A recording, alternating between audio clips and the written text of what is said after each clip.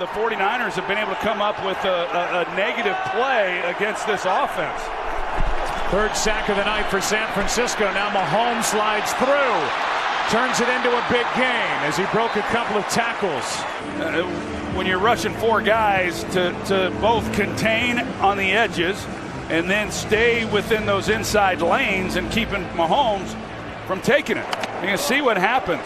That opens up, and then he runs.